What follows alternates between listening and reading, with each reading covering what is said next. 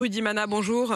Bonjour Apolline de Malherbe. Vous êtes porte-parole du syndicat de police Alliance. Merci d'être avec nous en direct ce matin sur RMC. Après cette agression ce week-end à Châteauroux, un adolescent de 15 ans, Mathis, qui a été tué par un autre jeune de 15 ans. Et on découvre dans les informations données par le procureur que le suspect, qui est en garde à vue avec sa mère d'ailleurs, était Ouais. connu de la justice. Il avait été mis en examen pour vol avec violence quelques jours seulement après cette agression.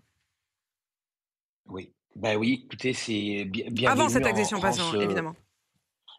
Oui, mais bienvenue en France aujourd'hui, quoi. Dès que nous avons un mineur de moins de 16 ans, bien évidemment, c'est extrêmement compliqué pour les magistrats qui n'ont pas les moyens légaux de le faire, hein, il faut se dire les choses, pour de placer en détention, ces jeunes-là parce que l'excuse de minorité, on peut la casser cette excuse de minorité entre 16 et 18 ans, mais en dessous de 16 ans, c'est difficile de le faire. Alors, imaginez la famille, de ce petit Mathis qui, elle, quand même, il faut le rappeler sur votre antenne, a pris perpétuité. Quoi qu'il arrive, elle a pris perpétuité parce qu'elle a perdu un enfant de 15 ans qui a pris, je le rappelle, Apolline, 4 coups de couteau.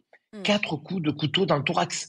Donc, je veux dire, c'est un acharnement presque, parce que quand il y a un coup de couteau, ça peut être juste un Oui, ça n'a pas énervement de la ripé, haine. ça n'a pas ripé. Enfin, je Ça sais n'a pas pas, je sais ripé, même on est pas si bien on peut d'accord. dire ça comme ça, mais enfin, en effet, ce que Tout vous à dites, fait. Rudy Mana, c'est que c'est un acharnement avec véritablement la volonté d'aller au bout. Vous disiez à l'instant, ils n'ont pas les moyens légaux. Je vais préciser effectivement les choses, parce que quand on lit attentivement le communiqué du procureur, on sent une forme d'aveu d'échec, au fond, de la part Oui. du procureur lui-même. Il dit « Le mineur a été placé sous contrôle judiciaire la semaine dernière, donc, Mm. pour des faits de vol avec violence. » Et il précise, je cite, « Seule mesure de sûreté prévue par le Code de la justice pénale des mineurs pour un mineur de son âge sans condamnation antérieure. » Sous-entendu, nous n'avions pas C'est ça. d'autres options. Et je précise d'ailleurs que l'auteur présumé donc de ces coups de couteau mortels avait non seulement été mis en garde à vue la semaine précédente, hein, et donc Mm.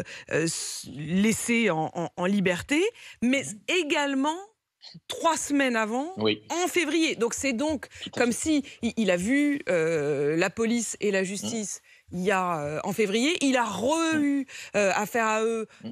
en avril, et puis finalement la mort de Matisse. C'est vrai que on comprend que l'aveu d'échec soit total. Tout à fait. Et puis vous parlez de l'aveu d'échec, effectivement, à travers cette phrase, ça prouve l'aveu d'échec, mais imaginez l'aveu d'impuissance aussi des policiers, qui, je le rappelle, dans cette affaire, ont interpellé l'auteur des faits 2 heures après les faits. 2 heures après la bagarre, Imagine. ouais. 2 heures après la bagarre, on a réussi à l'interpeller. Donc déjà, je voudrais féliciter tous ces collègues policiers qui ont procédé rapidement à cette interpellation. Mais imaginez l'aveu d'impuissance que nous avons à longueur de journée. Parce Mm. que combien de mineurs on interpelle tous les jours? Vous savez, en 20 ans, la délinquance des mineurs a doublé en France. Donc, on a affaire tous les jours à des gamins de 14, 15 ans, alors beaucoup aussi entre 16 et 18 ans.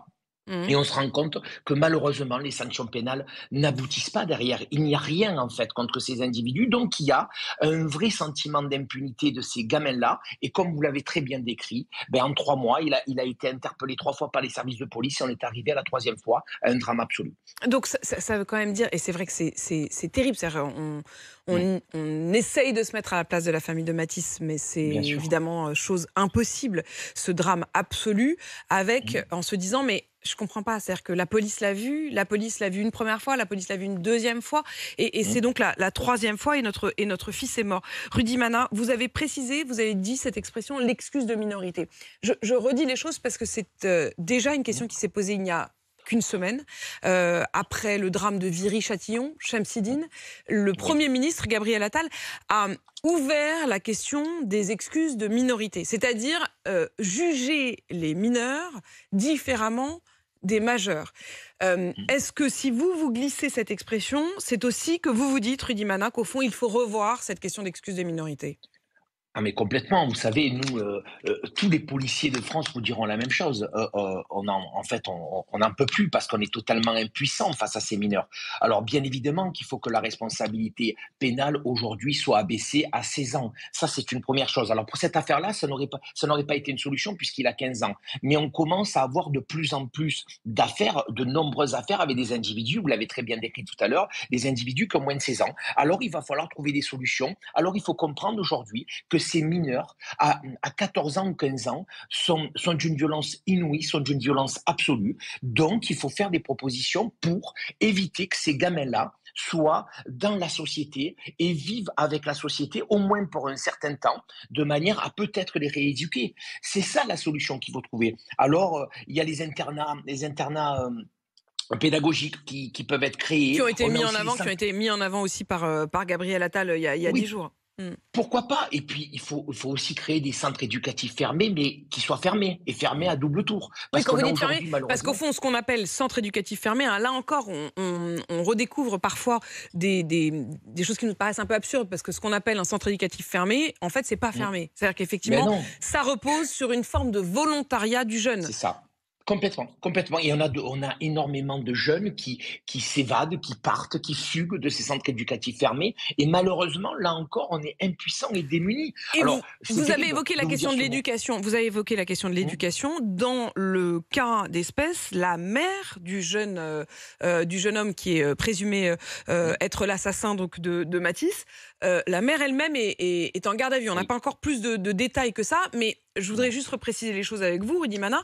Les Mm. parents ne sont pas automatiquement mis en garde à vue quand un enfant l'est, hein. Donc là, ça veut dire que Absolument la mère pas. elle-même, indépendamment de son fils, est considérée comme peut-être complice, peut-être même coupable. Oui. Il y a probablement des éléments qui ont permis à la justice et à la police de placer sa mère en garde à vue. Effectivement, ce n'est absolument pas le cas sur les autres affaires. Ils ne sont pas considérés pénalement responsables. Et peut-être que là aussi, il va falloir qu'on fasse évoluer notre réflexion. Parce que quand on a un gamin de 13, 14, 15 ans, ben, il faut être en capacité de canaliser son gamin et de savoir que lorsqu'il a déjà commis un vol avec violence, puis recommis un vol avec violence, puis recommis un drame absolu en plantant des coups de couteau, eh ben, il faut se poser la question de savoir si les parents ne sont pas aussi en partie responsables d'avoir laissé ce jeune dans la rue avec, je le rappelle, un couteau dans la poche. Avec un couteau dans la poche et avec effectivement 2 précédentes affaires en février et en avril. Merci Rudy Mana. Il y a un aspect également, alors là qui pour le coup est utilisé de manière plus politique, qui est que l'auteur présumé est un adolescent de nationalité afghane en situation régulière. Ses 2 parents sont venus d'Afghanistan et sont eux-mêmes en situation parfaitement régulière, mais ça a été mis en avant notamment par Éric Ciotti ou Éric Zemmour hier, qui ont considéré que c'était un autre aspect. Mais pour moi, c'est une autre question que celle qu'on se pose ce matin avec vous, Rudy Mana, qui est celle de la mise en liberté, parce que, encore une fois, je reprécise les mots du communiqué du procureur, c'est la seule mesure de sûreté pour les mineurs. Merci Rudy Mana d'avoir réagi avec nous. Vous êtes porte-parole du syndicat de police Alliance. Je retiens un de vos mots que vous dites tristement, vous dites le mot impuissance.